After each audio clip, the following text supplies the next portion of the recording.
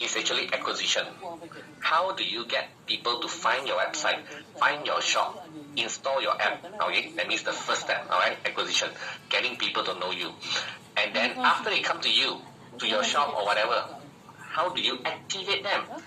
Turn them from a prospect to a customer. You see, people who are interested does not mean they're going to turn into a customer, isn't it? So there is actually a process called activation, which a lot of people actually miss out, right? To turn a prospect into a customer, okay?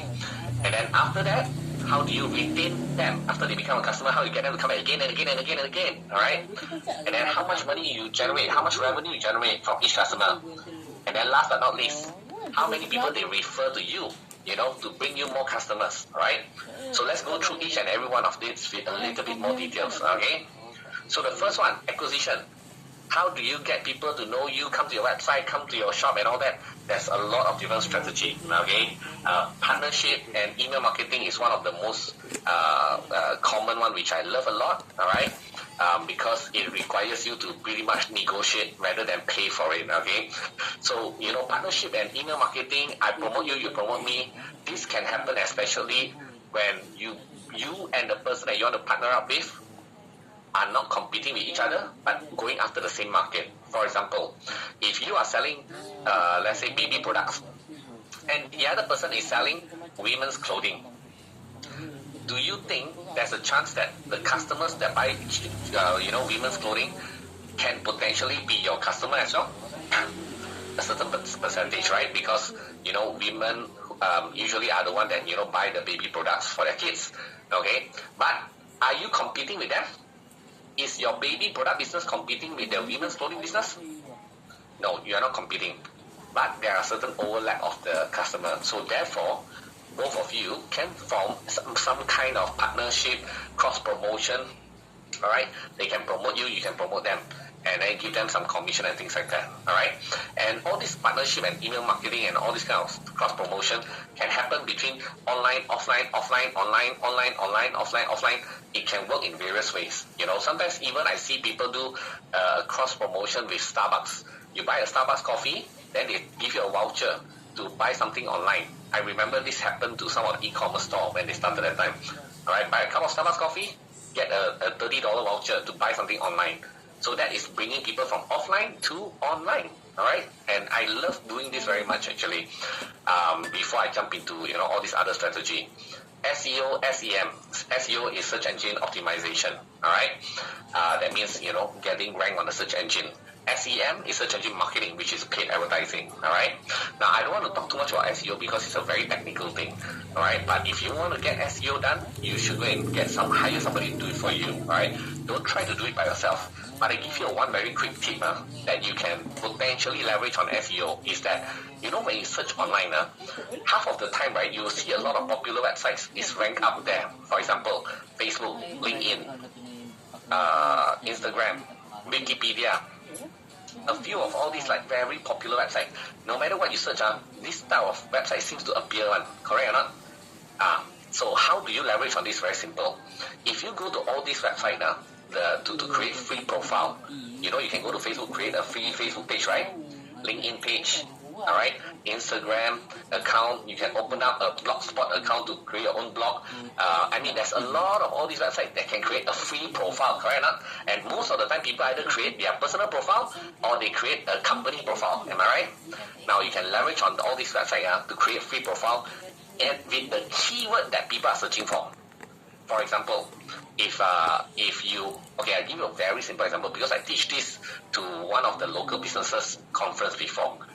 That time I didn't know how local until when I arrived there only I realized, right, I'm talking about plumbers, aircon, all gardeners, like all these kind of service providers, okay?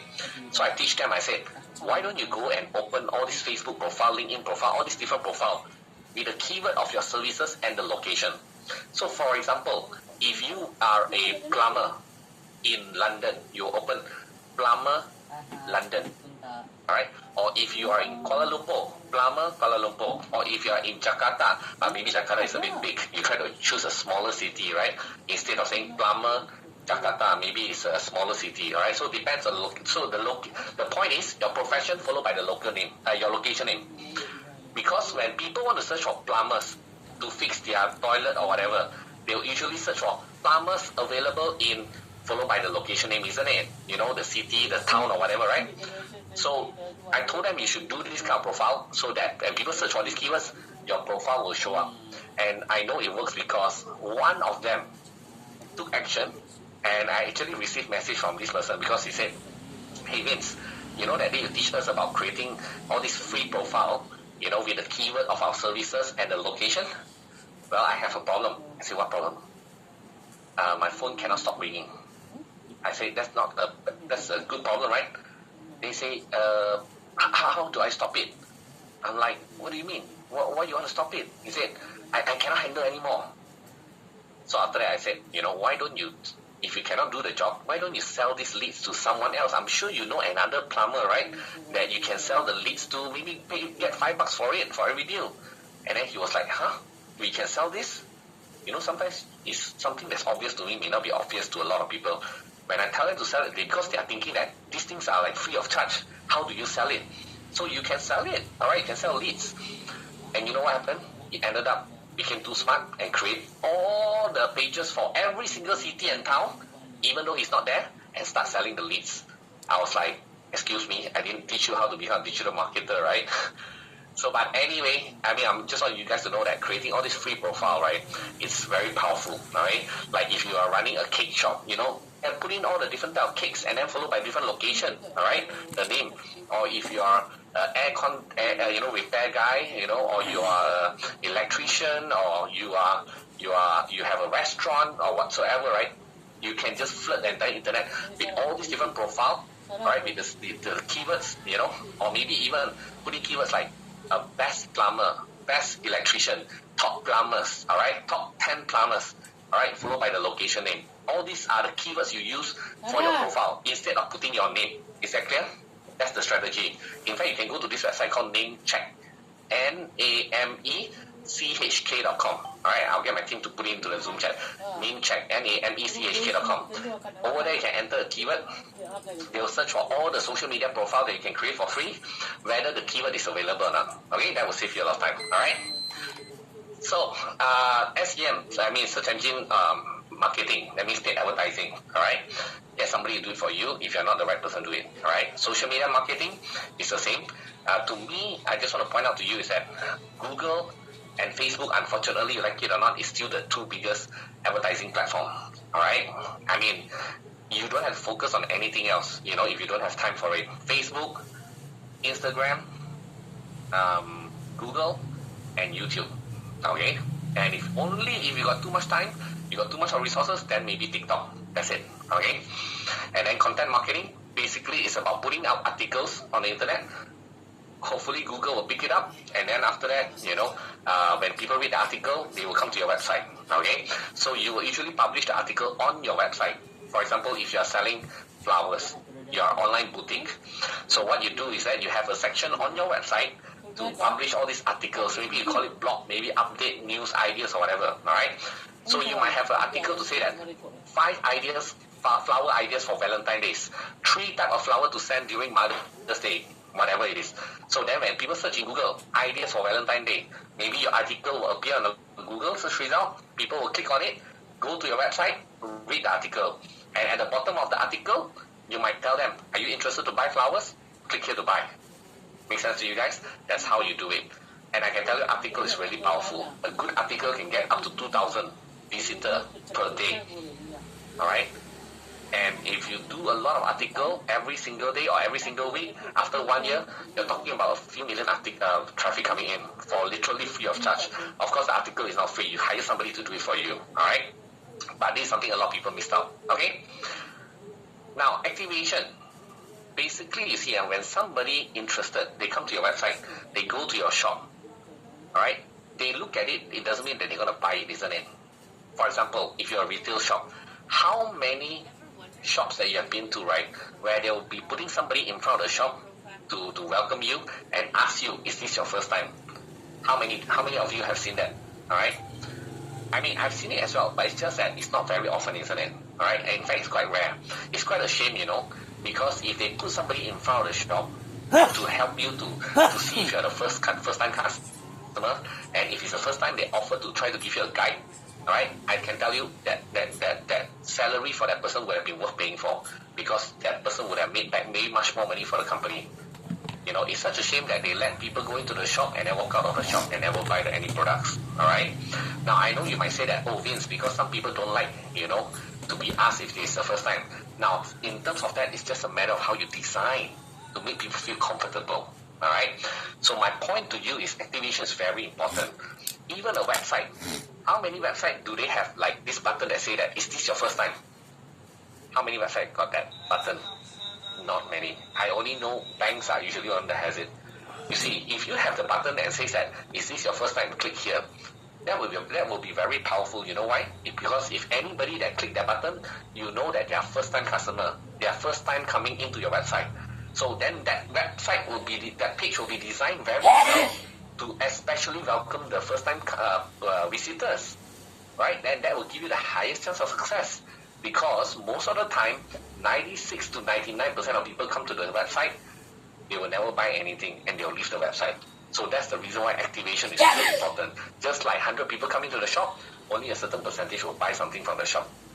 All right, so always think about what is the activation process to turn prospect who are interested to eventually be a purchase. All right? Retention. How do you get them to come back again and again and again? Give them discount code, promo code, all right? Promotion, all right? Reminders, email, SMS, retargeting, all right? These are the very common way of retention, okay? Revenue, I'm not going to talk too much about it, but afterward I'll explain to you why revenue is part of this formula, okay? For now, you just need to know revenue means you have to track down how much money you make, all right, for each and every customer that comes through the door, okay? And then the last one, referrals. How do you get your customer who already purchased your product to bring more customer to you? Do you give them incentive? Do you give them free upgrade? Do you give them promo code? Do you give them commission? I mean, there's nothing wrong with giving them commission anyway. Because why? Because they love your product. They are your best salesperson. All right? And you're already spending money on Google ads, Facebook ads. Why don't you take the same commission? I mean, the money you pay to Facebook, Google, to pay to your customers as well. In fact, a very good referral program will increase your business dramatically. All right? So, what I want you to do is this here. Okay? Hold on. Just give me a quick second. I'm just gonna do something here. Yeah, I gotta load up something. Hold on. Hold on. Give me a second. I'm gonna load up something here. Okay. Right.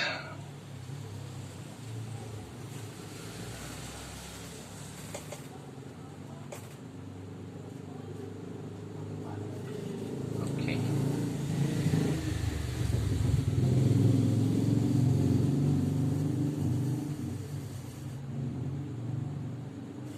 Okay. So when I show you all these different triple A, triple R, now, how to simplify this whole thing is like this, okay? What you will want to do is to create this growth matrix, okay? On the left-hand side is the AARR, okay? At the top is all these different marketing channel, Facebook, Google, billboard, television, radio, whatever it is, okay? So, you're going to plug in the numbers. For example, if you advertise on Facebook, you have 1,000 customers, 1,000 visitors, okay? Out of 1,000 visitors, at the end, you only manage to activate one to become your customer. Is that good or bad? Bad, all right? So where's the problem? The problem is with the activation for the Facebook marketing part. So go and fix the activation, all right? Maybe you need to make people to call the prospect, all right, to convert them. So then after that, measure again. This time, out of 1,000, you got 100 activated your customer. Very good. Move to the next one. Out of 100, how many come back again and again and again and again? 0. Oh no, that's the problem. Retention problem. Okay, so go and fix the retention problem. Okay, once you fix that, the number comes back up again. Very good, move on. How much money you make per customer on average from Facebook? Okay, $150. And then how many they refer? They refer 50 customers. Okay, healthy, very good. So do the same thing for all the different marketing channels that you do. Okay, so that every time when you track the numbers, you will know. If one number dropped dramatically from the next previous phase, you know the problem is, for example, television, 1,200 prospect, ended up with 15 become customer. So where's the problem? Activation problem for the television channel. All right, so fix it. Television advertisement. Okay, and then continue to track after that. Got it? So with this very simple matrix, you will know every single day whether your business is good or not good, or where's the problem. In fact, this is the same thing that I ask from my CEOs and the business partners, all right? I ask them to track this number in their business. If anytime any of this number drop, I know where's the problem. In fact, they also know where's the problem as well. Make sense to you guys? Don't you think this is very simple, very straightforward? One glance, you can see everything. Agree? All right? So this is how I simplify it for you. Okay, it doesn't get any more simple than that. Using this, track the numbers. Anytime a number drop, see where's the problem. Go and fix the problem for that particular stage. That's it. Okay. So there is actually a growth canvas. All right, that you guys can do. In fact, end of today, I want you guys to give it a try. Okay, for the business idea that you have been using in this workshop for the last few days. Ask yourself, what will be the AA for your business idea? What's the acquisition strategy? Okay, is it advertising, Facebook, or whatever, SEO? And then how you activate them to become customer. After activating them, how do you retain them to come back again and again and again? Now, revenue, you can keep it empty. Okay, revenue, you don't have to fill it up. And then referrals. How do you get your customers to tell other customers? And then at the bottom, if you look at it, there's one extra thing called revive. So this is something I add on recently to help me to further strengthen this framework, which is, customer that come to you, buy something from you, and then after that they disappear, 12 months, 18 months, they don't come back again. So how do you revive all these kind of customers that has long gone? Okay, if you can think about that, do you call them up? Do you give them some very big incentive, very big gift or whatever to get them to come back again after so long? Put in your revive strategy. Okay, everybody? This is actually a very simple exercise. You could have done it within like 5-10 minutes kind of thing. Okay? Practice at the end of this session. Okay? I think this is helpful for you. Okay? So that is the growth AA. Alright? Now, next is gonna be so exciting. Okay? Let me load up the next section for you guys. Just give me a second.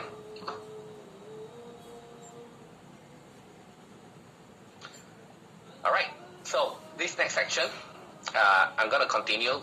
I would say this is like an advanced version of growth strategy. Okay, I need you to pay a lot of attention. I will be telling you some keywords and terms first before I tell you the strategy. Okay, the first term I want to share with you is what I call as front end product. Alright, so front end is basically the first product that people usually see when they look at your business. Okay, this is the product that you want most of your customer to buy first. It's called the front end. Think about front, in front, okay? So front end product is to acquire customer. Back end product is to produce profit. So back end basically means that after people buy the first product, what are the second or third or fourth or fifth product that you sell to them? Okay, so front, back. Easy to understand, front, back, okay? Front is the first, back is the second, third, fourth, fifth, sixth, seventh, eighth, ninth, tenth product, alright? And then customer lifetime value is to crush your competitor. Customer lifetime value basically means that someone who become your customer in his or her lifetime becoming your customer, maybe they are your customer for 12 months or 18 months. How much money they spend, how much product they buy, that is called customer lifetime value. Is that clear? So with this, I want to introduce to you this strategy. Okay, so bear with me. A lot of explanation to do. All right. So let's say front-end product, you charge $20 and the cost to get one customer is also $20. The result is break even. Understand so far? Okay, very simple. You spend $20 on advertising to eventually get one customer to buy your product at $20. So your marketing is $20 to make back $20. So at the end, break even. Now, I'm not going to talk about HR costs, operation costs, product costs, all these kind of costs. I don't want to talk about it. I want to keep it simple for now to explain to you. Is that clear? I'm just going to talk about I spend $20 on marketing to get one person to buy something at $20. So spend $20 to make $20. So therefore, break even. Everybody understand that? Type in yes first for now. Okay. All right. Now next, after they buy the front end product, go to the next product, back end. Okay. The back end product is $300. Now every 10 front end sale, that means every 10 sales on the front end, there will be one person that will buy one of this back end product for $300. So the result is $300 profit. Why? Because in the front end I break even only, but someone out of the 10 person that buy the front end, one person will buy the back end, and then I make a $300 profit. All good? Okay. I'm gonna expand this even further, yeah? Now, front end product is $20. The cost to get one customer to purchase is $30. You spend $30 to do marketing, you get one person to buy at $20. Result is negative $10. I will lose money. All good? Now go to the back end. 10 person that buy the front end, one person will buy the back end. So at the end, 10 person that buy the front end, I will lose $10 per person, right? So 10, I will lose $100. But the back end is $300. I will have one sale. So 10 times negative 10 is negative 100 plus 300. So therefore, I still make $200. Everybody okay? If you're not okay, please let me know. There is a good mathematics teacher that I can recommend to you. Okay? Now, I'm going to push this concept further. After they buy this back-end product, you sell them even more product. So this next product that you sell to them, after they buy the back-end product, every 10, this one is cost $500. Every 10 of the back-end sales, there will be one extra product sale at $500. So 10 back-end sales, the second one, the 10 back-end sales, each one is $200, right? If 10, you make a profit of $2,000 plus one back-end, $500. So your profit is $2,500. All good? All right? So my question to you is this. Assuming that this is your business, these are your numbers, can you afford to give your front-end product for free of charge or not? What do you think? Yes or no? Okay, someone say yes. Some of you say preferably not.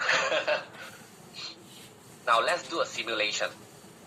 So front end is free of charge, but the marketing cost is $30. So you lose $30 for every person that take your product for free. Okay? Out of every 10 person that take your product for free, one person will buy your back-end product at $300. So 10 times negative 30, I lose $300 for 10 of the front end, but every 10 front end, one back end sale, $300. So therefore, negative 300 plus positive 300, I break even. So at this juncture,